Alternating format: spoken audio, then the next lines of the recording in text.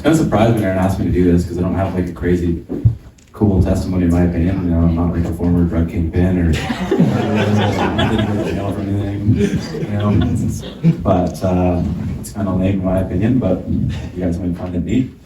So when I was growing up, I wasn't raised in like a church-going household or anything like that. The first time I ever went to church, second time I went to church. First time was for a funeral. Second time I went to church was with a friend's parents, and I used to go over to his house to go play PlayStation on a Friday night, or after school, go play some Grand Theft Auto or something like that. And his parents on a Saturday night, on a Sunday morning, they would go to church, and so I'd have to wait over my head and be like, Grand Theft Auto, church. All right, well, I'll stop it out. Go because I didn't have a PlayStation at the time.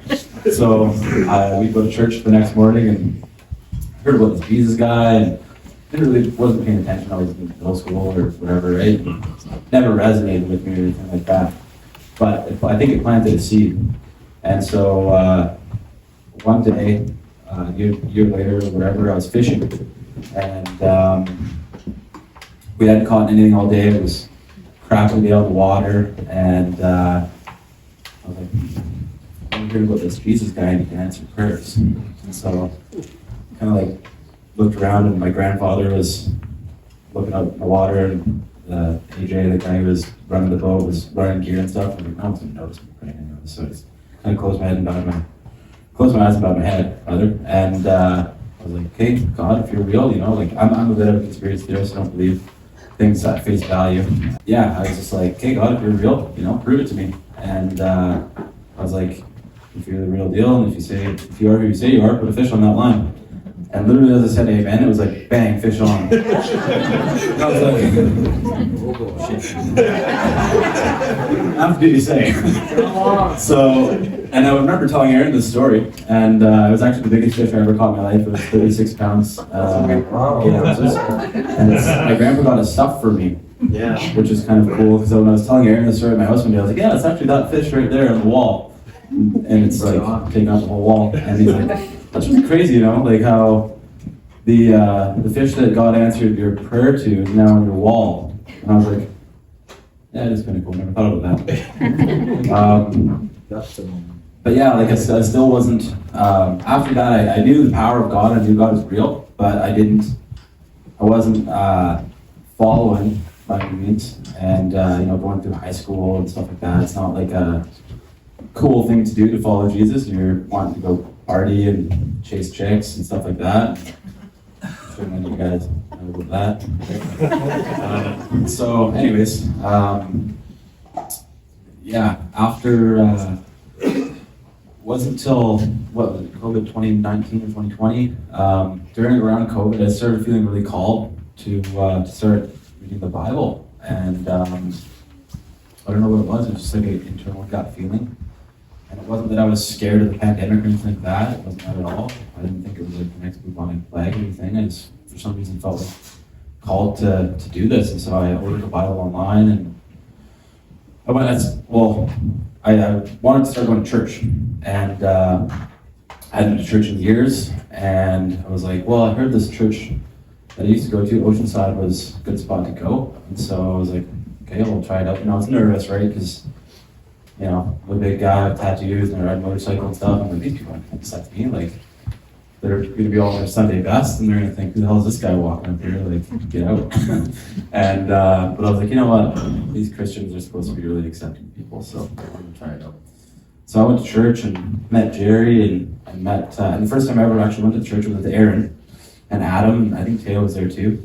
And it was a really cool experience, and okay, this might be something to look into, and just kind of kept fall off the path a few times, you know what I mean? Like, as we all do, but that's what grace is for, I suppose. And I was baptized 2 summers ago, I think, now.